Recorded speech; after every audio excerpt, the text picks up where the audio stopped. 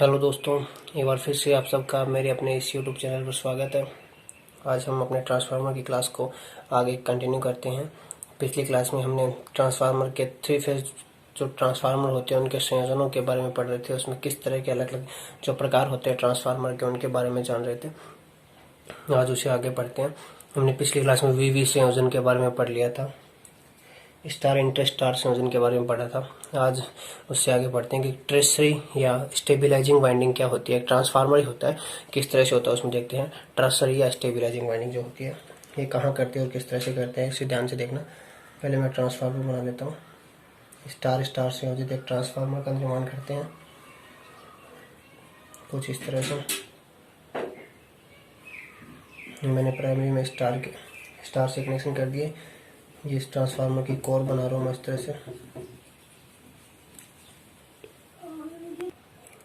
ये ट्रांसफार्मर की कोर दर्शा रहा हूँ मैं। ये जो ट्रांसफार्मर है वो स्टार स्टार संयोजित ट्रांसफार्मर होता है, जिसकी प्राइमरी भी स्टार में होती है और सेकेंडरी भी स्टार में होती है। तो कुछ इस तरह से ये मैंने स्टार में कनेक्शन कर दिया ट्रांसफार्मर के। अब ये जो ट्रांसफार्मर है वो टर्सरी या स्टेबिलाइजिंग वाइंडिंग होती क्या है। जब ये वहां की जाती है जब जो ट्रांसफार्मर होता है वो स्टार स्टार में संयोजित होता है, जिसकी प्राइमरी भी स्टार में संयोजित होती है और सेकेंडरी भी स्टार में होती है। जो ट्रांसफार्मर स्टार स्टार संयोजित होता है उसमें अगर लोड जो है वो असंतुलित हो, अगर स्थिति जो आती है वो असंतुलित लोड किया जाए, जहाँ असंतुलित लोड हो तो वहां क्या करते हैं, न्यूट्रल धारा प्रवाह होते हैं। न्यूट्रल असंतुलित लोड होगा तो न्यूट्रल धारा प्रवाह के कारण क्या होगा, क्योंकि स्टार में संयोजित वाइंडिंग तो हमें न्यूट्रल तो प्राप्त होगा ही, तो न्यूट्रल धारा प्रवाह के कारण क्या होगा, प्राइमरी वाइंडिंग और जो सेकेंडरी वाइंडिंग है उनका जो चुंबकीय क्षेत्र है वो क्या नहीं रहेगा, स्थिर नहीं रहेगा। स्थिर नहीं रहने के कारण क्या होगा, इसमें न्यूट्रल जो है उसे कहते हैं न्यूट्रल का खिसकना। एक प्रभाव दिखाई देता है इसमें, न्यूट्रल का खिसकना कहते हैं जिसे। न्यूट्रल का खिसकना का मतलब ये है कि जब लोड असंतुलित होता है तो दोनों वाइंडिंगों में चुंबकीय क्षेत्र है वो समान रूप से नहीं रहता है, इसलिए न्यूट्रल जो होता है उसमें धारा प्रवाहित होगी, जिससे प्रभाव को कहते हैं न्यूट्रल का खिसकना, यानी कि न्यूट्रल खिसक जाता है। तो इसका क्या कारण है, इसके लिए क्या उपाय करें। जब स्टार स्टार संयोजित वाइंडिंग होती है उसमें क्या करते हैं, वाइंडिंग के मध्य एक डेल्टा संयोजित वाइंडिंग और कर देते हैं। इस ट्रांसफार्मर में मध्य में एक डेल्टा संयोजित वाइंडिंग और कर देते हैं। इसी वाइंडिंग को क्या बोलते हैं, ट्रसरी वाइंडिंग बोलते हैं। इसलिए इसका जो नाम पड़ता है वो ट्रसरी या स्टेबिलाइजिंग वाइंडिंग पड़ता है। ठीक है, ये वाइंडिंग क्यों करते हैं, ये कहाँ प्रयोग किया जाता है, ये बात आपको ध्यान रखनी है कि न्यूट्रल के खिसकने का जो प्रभाव है, न्यूट्रल का खिसकना, उस प्रभाव को दूर करने के लिए कौन सी वाइंडिंग की जाती है, तो आप क्या कहोगे, टर्सरी या स्टेबिलाइजिंग वाइंडिंग की जाती है। ये प्रश्न बनता है तो ध्यान रखना आपको। ये कहाँ की जाती है, जो ट्रांसफार्मर होता है वो स्टार टू स्टार होता है, जिसकी प्राइमरी भी स्टार में होती है और डेल्टा भी स्टार में होती है। तो जब दोनों स्टार में होने के कारण जो लोड जो होगा वो असंतुलित होगा, तब दोनों का चुंबकीय क्षेत्र स्थिर नहीं रह पाएगा, समान नहीं रह पाएगा, जिसके कारण हमारे सामने एक प्रभाव प्रदर्शित होगा जिसे न्यूट्रल का प्रभाव खिसकना कहते हैं। तो इस प्रभाव को दूर करने के लिए क्या करते हैं, ट्रांसफार्मर में टर्सरी या स्टेबिलाइजिंग वाइंडिंग प्रयोग करते हैं। अब ये जो टर्सरी वाइंडिंग है वो क्या करेगी, जो प्राइमरी और सेकेंडरी का जो चुंबकीय क्षेत्र है उसको क्या रखेगी, स्थिर रखेगी। तो न्यूट्रल का जो खिसकना का जो प्रभाव है वो दूर हो जाएगा। इसीलिए जो ट्रांसफार्मर होता है उसको ये जो मध्य में हम डेल्टा संयोजित वाइंडिंग करते हैं, टर्सरी वाइंडिंग, तो इस वाइंडिंग का एक फायदा भी होता है। ये वाइंडिंग एक अतिरिक्त या तो सेकेंडरी वाइंडिंग की भांति कार्य करेगी या एक अतिरिक्त प्राइमरी वाइंडिंग की भांति भी कार्य कर सकती है, क्योंकि दोनों के मध्य में इसको प्राइमरी मानेंगे तो ये सेकेंडरी हो जाएगी और यदि इसको प्राइमरी मानेंगे तो ये सेकेंडरी हो जाएगी। तो एक अतिरिक्त सेकेंडरी और प्राइमरी की भांति भी कार्य करती है। तो आपको ध्यान में रखना है कि न्यूट्रल के खिसकने का जो प्रभाव है उसे दूर करने के लिए कौन सी वाइंडिंग की जाती है ट्रांसफार्मर में, टर्सरी वाइंडिंग या स्टेबिलाइजिंग वाइंडिंग करते हैं। अब आगे देखते हैं। अब इसी तरह से अगला देखते हैं, एक और संयोजन होता है स्कॉट या टीटी संयोजन। ये क्या होता है इसके बारे में जानते हैं। स्कॉट या टीटी संयोजन ये जो होता है वो 3 फेज जो ट्रांसफार्मर होते हैं उसमें 2 फेज सप्लाई प्राप्त करने के लिए इस संयोजन का प्रयोग किया जाता है। किस तरह से करते हैं देखते हैं। ये जो स्कॉट या जो टीटी संयोजन होता है उसमें क्या करते हैं कि जो 3 फेज सप्लाई होती है उसे 2-2 फेज सप्लाई में बदलने के लिए इस संयोजन का प्रयोग करते हैं। इसमें होता क्या है कि 2 सिंगल फेज ट्रांसफार्मर लेते हैं हमने, ये एक सिंगल फेज ले लिया, इस तरह से दूसरा सिंगल फेज ट्रांसफार्मर ले रहा हूँ मैं। इसमें क्या करते हैं, 2 सिंगल फेज ट्रांसफार्मर चाहिए होते हैं दो सिंगल फेज ट्रांसफार्मर ले लिए। एक जो ट्रांसफार्मर होता है वो उसको मुख्य ट्रांसफार्मर कहते हैं, और जो दूसरा होता है उसको टीजर नाम से जानते हैं। टीजर ट्रांसफार्मर होता है, मुख्य ट्रांसफार्मर होता है। अब जो मुख्य ट्रांसफार्मर होता है उसके बीच में से एक टेपिंग निकाली जाती है। बीच में से क्या निकाली जाती है? एक टेपिंग निकाली जाती है। तो उसके कनेक्शन किस तरह से करते हैं? ये जो मैन होता है वो सप्लाई के लिए, इनपुट सप्लाई के लिए निकल दिया जाता है, और जो टीजर ट्रांसफार्मर की जो सेकेंडरी वाइंडिंग है वो मुख्य ट्रांसफार्मर के टेपिंग से संयोजित कर दी जाती है। और इस तरह से मुख्य ट्रांसफार्मर का ये जो सिरा है ये भी बाहर सप्लाई के लिए ले लिया जाता है, और इसका अंतिम सिरा भी बाहर सप्लाई के लिए प्राप्त हो जाता है। तो यहाँ से 3 फेज सप्लाई देंगे हम, आर वाई बी, इस तरह से 3 फेज सप्लाई दे दी। उसके बाद हमें 2-2 फेज सप्लाई के लिए इसका प्रयोग करते हैं। 2-2 फेज सप्लाई, 3 फेज सप्लाई से 2-2 फेज सप्लाई ले रहे हैं। यहाँ से हमें 2-2 फेज प्राप्त हो रहे हैं इस तरह से। ये फेज 1 प्राप्त हो रहा है, ये फेज 2 प्राप्त हो रहा है, ये सेकेंडरी वाइंडिंग है इसकी। तो ये जो ट्रांसफार्मर होता है ये मुख्य ट्रांसफार्मर कहलाता है, जो क्या होता है सेंटर टैप्ड होता है, बीच में से उसके टेपिंग निकाली जाती है। और ये जो ट्रांसफार्मर ये टीजर ट्रांसफार्मर होता है। ये जो टी या स्कॉट संयोजन होता है उसमें क्या चाहिए होता है? 2 सिंगल फेज ट्रांसफार्मर चाहिए होते हैं। वो सिंगल फेज ट्रांसफार्मर को किस तरह से संयोजित करते हैं? एक ट्रांसफार्मर जो होता है वो सेंटर टैप्ड होता है, उसमें बीच में से टेपिंग निकाली होती है। तो जो टेपिंग निकाली होती है वो मुख्य ट्रांसफार्मर कहलाता है। उसके कनेक्शन इस तरह से टीजर ट्रांसफार्मर के साथ कर दिए जाते हैं। फेज के ये सिरा सप्लाई और इनपुट सप्लाई के लिए बाहर चला जाता है। इस तरह से 3 फेज ट्रांसफार्मर की प्राइमरी वाइंडिंग पर दे दिए जाते हैं, और बाहर हमें 2-2 फेज सप्लाई प्राप्त हो जाती है। तो इस संयोजन का प्रयोग वहां किया जाता है जहाँ 3 फेज सप्लाई को 2-2 फेज सप्लाई में परिवर्तित करना हो। 3 फेज सप्लाई को 2-2 फेज सप्लाई में परिवर्तित करना हो। ये बात में ध्यान में रखनी है आपको। ये जो संयोजन होता है वो टी या स्कॉट संयोजन होता है। उसमें क्या होता है? 2 सिंगल फेज ट्रांसफार्मर होते हैं, इस तरह से कार्य करता है ये, इस तरह से इसके संयोजन होते हैं। अब इस संयोजन में जो मुख्य बात है, मेन इंपॉर्टेंट बात है, वो क्या है वो आपको ध्यान में रखनी है कि जो टीजर ट्रांसफार्मर होता है ये टीजर ट्रांसफार्मर है और ये मुख्य ट्रांसफार्मर। टीजर ट्रांसफार्मर की प्राइमरी में जो टर्न है और जो मुख्य ट्रांसफार्मर की प्राइमरी में टर्न है उसमें कुछ अंतर होता है। तो किस तरह से अंतर होता है वो आपको ध्यान में रखना है कि जो टीजर ट्रांसफार्मर की जो टर्न संख्या होती है, टीजर ट्रांसफार्मर की जो टर्न संख्या होती है मुख्य ट्रांसफार्मर के कितनी गुना होती है या कितने परसेंट होती है? तो जो मुख्य ट्रांसफार्मर होता है उसका 86.6% होती है। यह आंकड़ा भी आपको ध्यान में रखना है कि ये मुख्य ट्रांसफार्मर है, ये टीजर ट्रांसफार्मर। हम टी या स्कॉट संयोजन कर रहे हैं तो 2 सिंगल फेज ट्रांसफार्मर है। तो जो टीजर ट्रांसफार्मर होता है उसकी जो प्राइमरी वाइंडिंग में टर्न जो होंगे वो मुख्य ट्रांसफार्मर के 86.6% ही रखे जाएंगे, और जो सेकेंडरी में जो टर्नों की संख्या है वो समान रखी जाती है। ये बात आपको ध्यान में रखनी है कि मुख्य ट्रांसफार्मर में अगर मान लो 100 टर्न देते हैं प्राइमरी वाइंडिंग में, तो टीजर जो ट्रांसफार्मर होता है उसमें 86.6 टर्न ही दिए जाएंगे। ये बात ध्यान में रखनी है आपको। ये आंकड़ा ज्यादातर पेपर में पूछा जाता है। इस तरह से ये जो ट्रांसफार्मर के संयोजनों के आधार पर हमने ट्रांसफार्मर का वर्गीकरण कर लिया। अब ट्रांसफार्मर का वर्गीकरण करते हैं हम शीतलन प्रणाली के आधार पर। तो वो देखो किस तरह से करते हैं। अब जो ट्रांसफार्मर उसका वर्गीकरण करते हैं हम शीतलन प्रणाली के आधार पर। शीतलन प्रणाली के आधार पर किस तरह से करते हैं? क्योंकि जो ट्रांसफार्मर होता है वो एक स्थैतिक युक्ति होती है, ये बताया आपको हमने। तो स्थैतिक युक्ति होने के कारण इसमें कोई घूमने वाला पार्ट नहीं होता, तो इसलिए जो मशीन होती है, जो ट्रांसफार्मर होता है वो गर्म होता है। तो उसको ठंडा रखने के लिए क्या किया जाता है? ट्रांसफार्मर में शीतलन प्रणाली का प्रयोग किया जाता है। क्योंकि उसमें कोई घूमने वाला भाग नहीं होता, तो कोई पंखा वगैरह अंदर से लगा नहीं सकते हम इसमें। तो इसे जो शीतलन यानी कि इसे ठंडा करने के लिए कुछ पृथक यानी कि अलग सी व्यवस्था करनी पड़ती है। तो वो क्या होती है वो देखते हैं।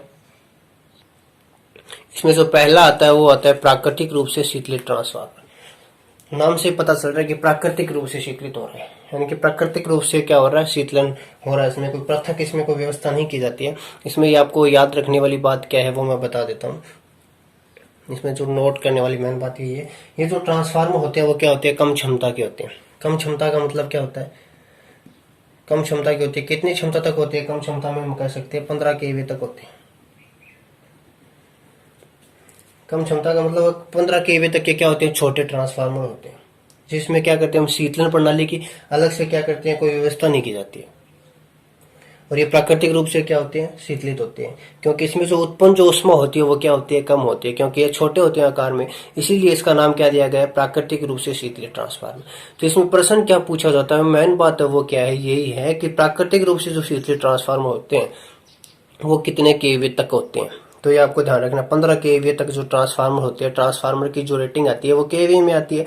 तो जो 15 केवी तक के जो छोटे ट्रांसफार्मर होते हैं उसमें जो शीतलन की व्यवस्था की जाती है वो नहीं की जाती अलग से, इसीलिए उन्हें क्या कहते हैं, प्राकृतिक रूप से शीतलित ट्रांसफार्मर। वो जो होते हैं वो प्राकृतिक रूप से शीतलित होते हैं।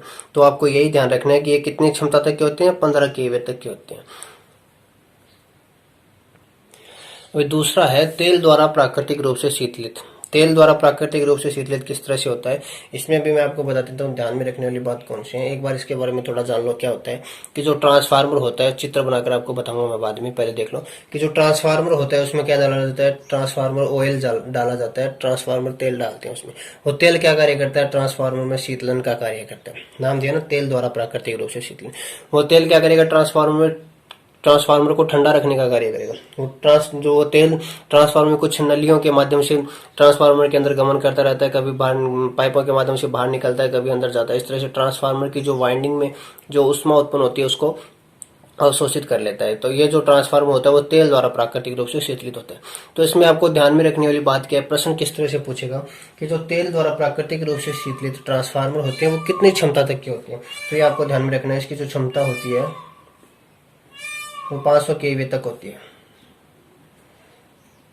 जो तेल द्वारा प्राकृतिक रूप से जो शीतलित ट्रांसफार्मर होता है उनकी क्षमता होती है 500 केवी तक, क्योंकि जो 500 केवी तक जो बड़े ट्रांसफार्मर होते हैं तो उसमें शीतलन की कौन सी व्यवस्था काम में लाई जाती है। तो आप क्या कहोगे, तेल द्वारा प्राकृतिक रूप से शीतलन व्यवस्था इन बड़े ट्रांसफार्मर में प्रयोग की जाती है। ये बात आपको ध्यान में रखनी है।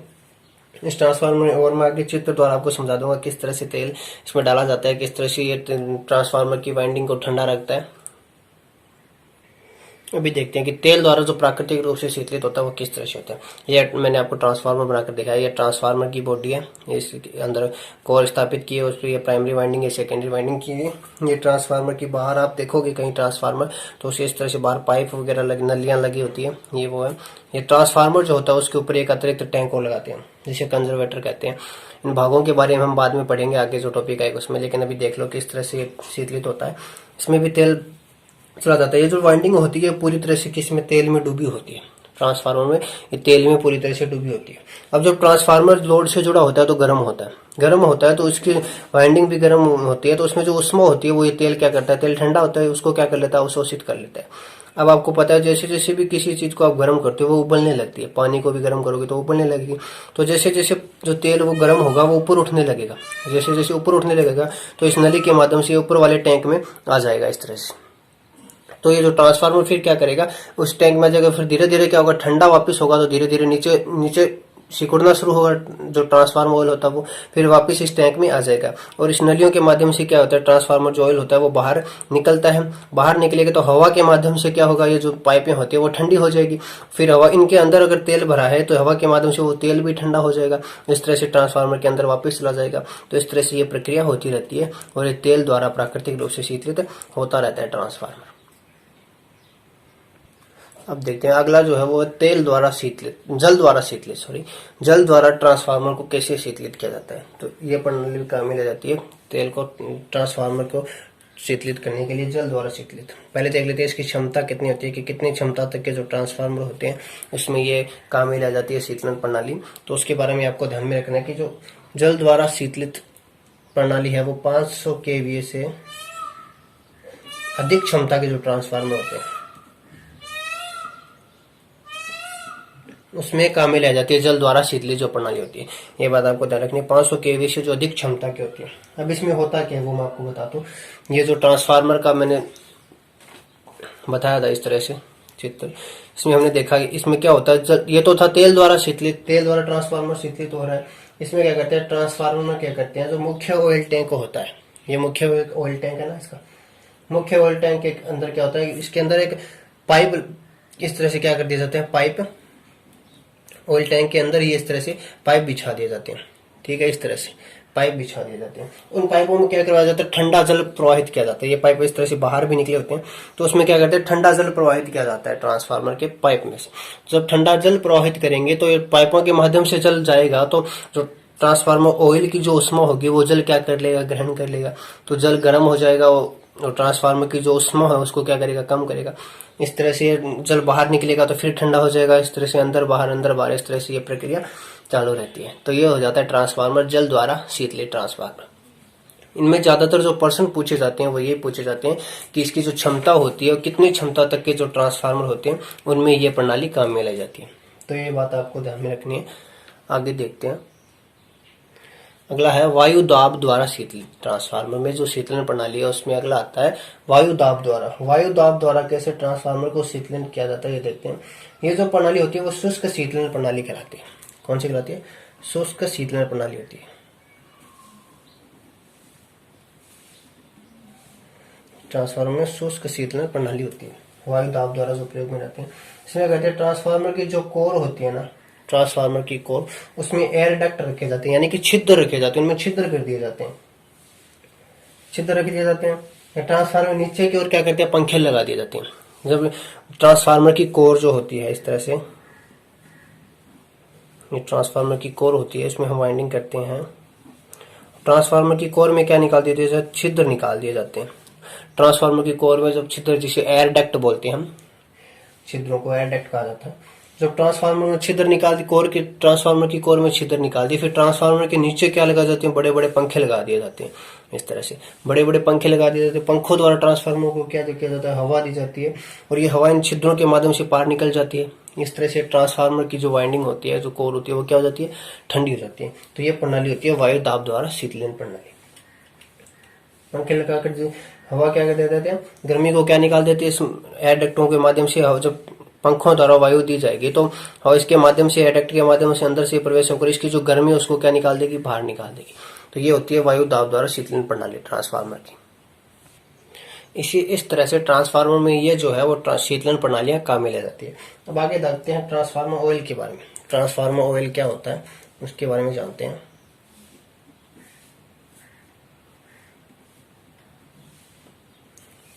ट्रांसफार्मर ऑयल क्या काम होता है इसका वो देखते हैं।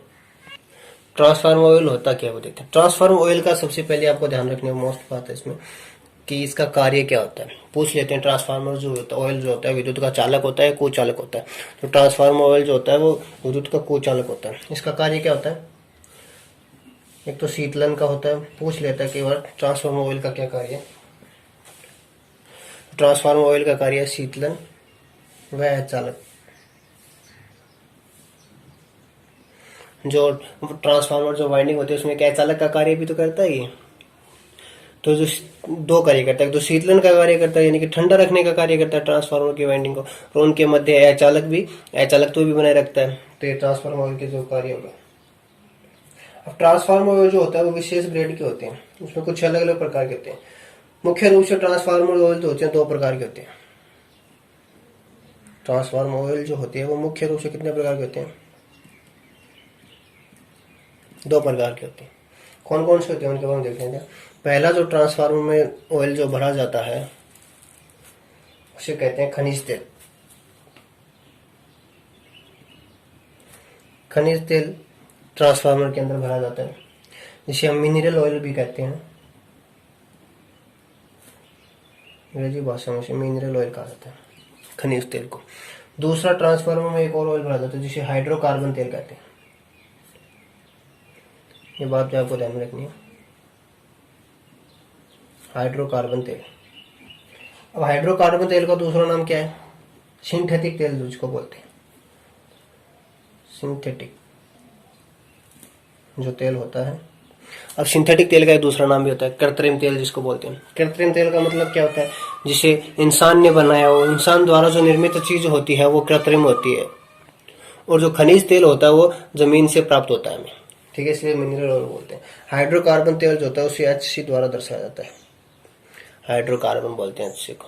HC होता है हाइड्रोकार्बन। तो ट्रांसफार्मर में 2 ऑयल काम में ले जाते हैं, या तो खनिज तेल ले सकते हैं ट्रांसफार्मर शीतलन व्यवस्था करने के लिए, या हाइड्रोकार्बन तेल, या जिसको सिंथेटिक तेल बोलते हैं, ये काम में लेते हैं। अब आपको ध्यान में रखना है ट्रांसफार्मर ऑयल के 2 कार्य, एक तो शीतलन का कार्य करता है ट्रांसफार्मर ऑयल, एक अचालकत्व का कार्य करता है, वाइंडिंग के मध्य अचालक बनाए रखता है ट्रांसफार्मर ऑयल। अब ट्रांसफार्मर ऑयल के कुछ गुण होते हैं, उन गुणों के बारे में देखते हैं। ट्रांसफार्मर ऑयल के कुछ गुण होते हैं, उन गुण में पहला जो गुण है वो देखते हैं। इसका जो अचालकत्व होता है वो उच्च होता है। अचालकत्व का जो मान होता है, अचालकत्व क्या होता है, उच्च होता है। यह बात आपको ध्यान में रखनी है, यानी कि इसकी जो डाइलेक्ट्रिक स्ट्रेंथ होती है वो भी क्या होती है, उच्च होती है। अचालकत्व का जो मतलब इसमें जो विद्युत रोधन अचालक, तो जो विद्युत का अचालक है उसकी जो क्षमता होती है वो उच्च होती है। ये ट्रांसफार्मर ऑयल का एक गुण है। दूसरा गुण देखते हैं ट्रांसफार्मर ऑयल का, उच्च डाइलेक्ट्रिक स्ट्रेंथ होती है इसकी।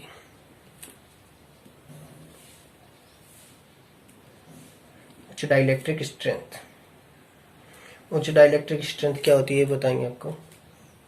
इसका जो तीसरा गुण होता है ट्रांसफार्मर ऑयल का वो होता है उच्च ज्वलन बिंदु होता है। उच्च ज्वलन बिंदु होता है। उच्च ज्वलन बिंदु का मतलब यही है कि जो तापमान होता है उसका, जो जलने का जो तापमान होता है वो क्या होता है, अधिक होता है इस तेल का, तो इसलिए उसको, ये भी एक गुण हो गया।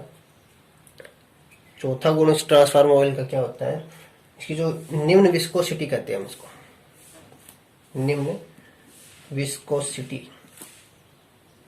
विस्कोसिटी का मतलब क्या होता है, विस्कोसिटी का मतलब होता है संयंता। संयंता का मतलब होता है बहाव जो होता है, जैसे गाढ़ा है, पतला है, इस तरह से वो क्या होता है, संयंता जो होती है इसकी निम्न होती है। यानी कि जो ट्रांसफार्मर ऑयल होता है वो गाढ़ा क्या होता है, ज्यादा होता है, पतला नहीं होता, जो गाढ़ा ज्यादा होता है। संयंता का मतलब यही होता है कि बहाव में जो चीज सरल हो, और इसका ये है निम्न विस्कोसिटी, यानी कि बहाव में सरल नहीं होता है। तो ये भी ट्रांसफार्मर ऑयल का गुण होता है।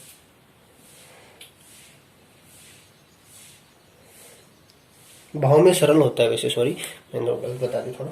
जो निम्न विस्कोसिटी जो होती है ट्रांसफार्मर ऑयल की, संयंता, विस्कोसिटी का मतलब ये होता है, विस्कोसिटी को हिंदी में बोलते हैं संयंता। संयंता का मतलब होता है जो चीज बहाव में क्या हो, सरल हो। जैसे गाढ़ा होता है लेकिन इतना भी गाढ़ा नहीं होता ट्रांसफार्मर ऑयल जो होता है, वो बहाव जो होता है उसको थोड़ा आसानी से, इसको कहीं पर भी हम ट्रांसफार्मर ऑयल के अंदर डाल सकते हैं। बहुत ज्यादा गाढ़ा नहीं होता है, गाढ़ा होता है, इसलिए ट्रांसफार्मर ऑयल का गुण होता है।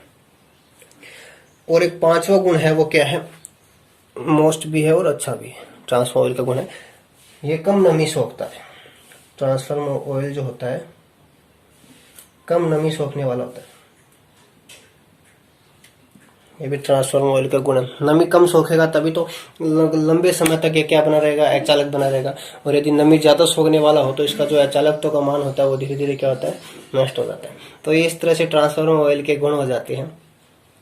इन सब बातों के बारे में ध्यान से देखना, ध्यान से पढ़ना है कि एक बात इंपॉर्टेंट है, सब बातों को याद कर लेना, परीक्षा की दृष्टि से महत्वपूर्ण है। इससे आगे की क्लास अगली वीडियो में डिस्कस करेंगे। ओके दोस्तों, धन्यवाद।